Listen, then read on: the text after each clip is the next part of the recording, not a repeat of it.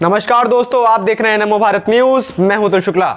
दोस्तों, जब से मोदी सत्ता में आए हैं तब से हमारे देश का विपक्ष खून के आंसू तो रो ही रहा है, लेकिन हमारे दो पड़ोसी देश भी ऐसे हैं जो मोदी को देखकर खून के आंसू रोते रहते हैं, क्योंकि मोदी के सत्ता में आने के बाद से भारत के खिलाफ इन देशों के जितने भी साजिशें थी वो सब पूरी तरीके से विफल होती हुई आई हैं। और इन दोनों देशों में भी चीन सबसे ज्यादा चिढ़ा हुआ है। दरअसल पहले की पार्टियां चीन को अपना भाई भतीजा समझती थी, इसीलिए नेहरू गांधी विचारधारा वाली पार्टियों ने भारत के न जाने कितने हिस्सों को चीन को दान में दे दिया है। अपनी विस्तारवादी नीति के तहत चीन पिछले साल भारत से उलझ तो रहा था, और इसी वजह से भारत और चीन के बीच एक साल पहले गलवान घाटी में हिंसक झड़प भी हुई थी, जिसके बाद मोदी सरकार ने चीन को लेकर बहुत कड़े रुख अपनाए थे और उसके 250 से ज्यादा चाइनीज ऐप्स को एक झटके में बैन कर दिया था। और यही नहीं, चाइनीज कंपनियों से सरकारी कॉन्ट्रैक्ट भी छीन लिए थे, जिसके बाद चीन को उसकी औकात दिख गई थी और उस समय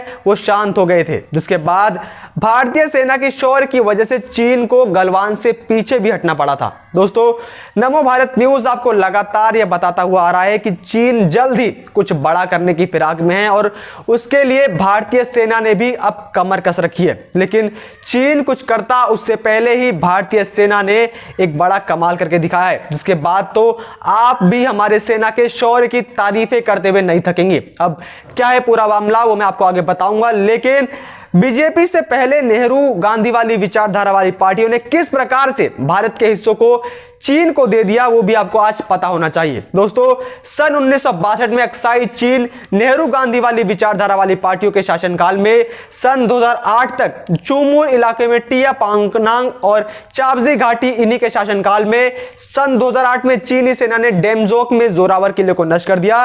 सन 2012 में यहां पीएलए का ऑब्जर्विंग पॉइंट बनाया गया था। तो इसके साथ ही सीमेंट से 13 घर बनाकर चीनी कॉलोनी बनाई गई। इसी नेहरू गांधी वाली विचारधारा वाली पार्टियों के शासनकाल में 2008 से 9 के बीच में भारत ने डेमजोक और डूंगती के बीच डूमचेली गंवा दिया। उसके बाद 2012 में डेमजोक चीन को गिफ्ट किया।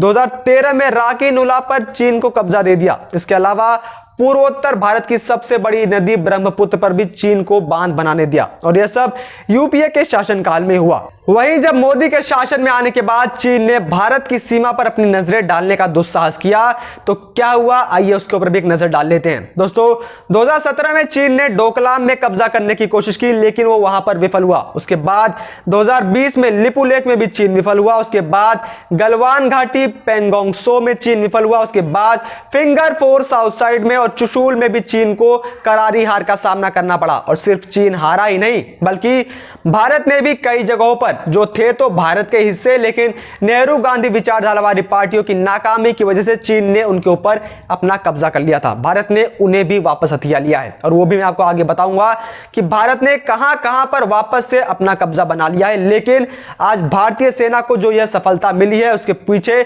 मोदी का भी हाथ है, क्योंकि प्रधानमंत्री के पद पर मोदी ही थे और सत्ता में राष्ट्रवादी सरकार बीजेपी।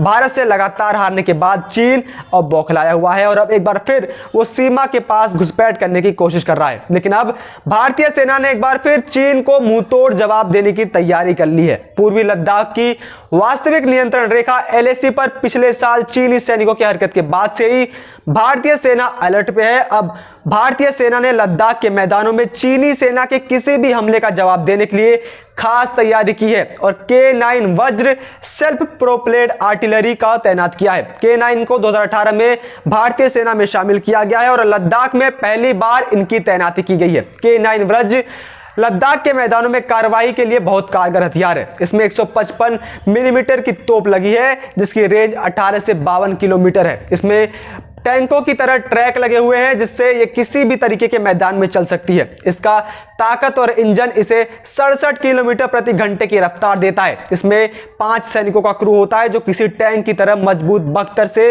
पूरी तरीके से सुरक्षित होते हैं। भारतीय सेना ने अपने T9 टैंकों को भी लद्दाख में तैनात कर दिया है। पिछले साल छल, दुष्प्रचार और लफबाजी से हटकर हमारी सेना ने 29 और 30 अगस्त के बीच की रात रणनीति महत्व की सामरिक कार्रवाई की थी और चुशूल बाउल के सामने कैलाश पहाड़ों में अपनी जगह सुरक्षित कर ली थी। चीनी पीपल्स लिबरेशन आर्मी मई 2020 से देपसांग, गलवान, हॉट स्प्रिंग, ग्रोग्रा, कुग्रांग और पेंगोंग झील के उत्तर किनारे पर वास्तविक नियंत्रण रेखा का जिस तरीके से उल्लंघन करती आ रही है, उसका माकूल जवाब लंबे समय से अपेक्षित था। हमारी सेना ने कैलाश के पहाड़ों में पेंगोंग झील के दक्षिणी किनारों से लेकर तास्का ला तक सामरिक महत्व की सभी चोटियों पर अपनी पकड़ बना ली है, जिनमें helmet top, black top, Gurung hill, Magar hill, Rezang La और रेचिना लॉ चोटियां शामिल हैं। ये सारी एलएसी के अंदर भारतीय इलाके में है, जहां 1962 की भारत चीन लड़ाई में जोरदार जंग हुई थी। चीन ने इन क्षेत्रों में एलएसी को मान्य किया है, सिवाय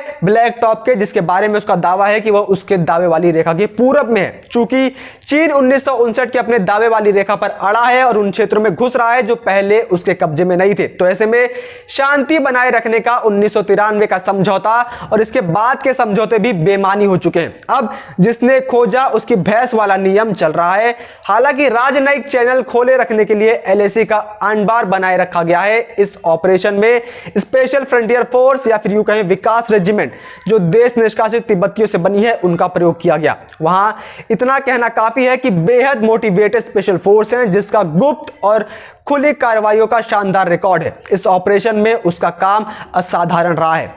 एसएफएफ पूरी तरीके से खुफिया यूनिट है। इसे भारतीय आर्मी का हिस्सा तो नहीं माना जाता, लेकिन ये आर्मी के कंट्रोल में ही काम करती है। यानी आर्मी से अलग एक खुफिया आर्मी यूनिट, इनकी भर्ती प्रोसेस अलग होती है, ट्रेनिंग अलग होती है। महिलाएं भी एसएफएफ का हिस्सा होती हैं। एसएफएफ में रैंक्स भी भारतीय आर्मी के समकक्ष होते हैं। इसे लीड करते हैं इंस्पेक्टर जनरल, जो कि मेजर जनरल रैंक के ऑफिसर होते हैं। एसएफएफ मिलकर बनता है कुल 6 विकास बटालियन से। हर बटालियन में करीब 800 जवान यानी कि करीब 5000 एसएफएफ जवान होते हैं। एसएफएफ की खासियत है कि ये पहाड़ियों पर ऊंचे स्थानों पर लड़ाई में माहिर होते हैं। दुश्मन के इलाकों में जाकर ये लड़ने में माहिर होते हैं। ये जेनेटिक रूप से काफी एथलेटिक भी होते हैं, मजबूत कद काठी। यही वजह है कि 50 के दशक से लेकर आज तक चाइनीज आर्मी इससे उलझने से दूरी बनाए रखना प्रेफर करती है। जब कोई युवा तिब्बती एसएफ ज्वाइन करता है तो उसका एक ही लक्ष्य होता है, आजाद तिब्बत। मौजूदा हालातों में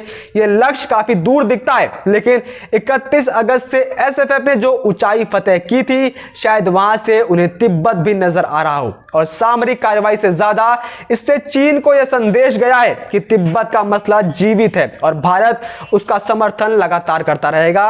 यह भारत की तिब्बत नीति में बड़ा बदलाव भी जाहिर करता है। इसे कहते हैं कि एक तीर से 2 निशाने। चीन को तो पटकनी दे ही दी, बल्कि उसके साथ ही तिब्बत के मामले में भी भारत ने अपना समर्थन दिखा दिया। अगर प्रधानमंत्री मोदी आगे 10 साल और सत्ता पर काबिज रह गए तो कहीं ऐसा ना हो कि चीन का बीजिंग भी भारत के अंदर आ जाए।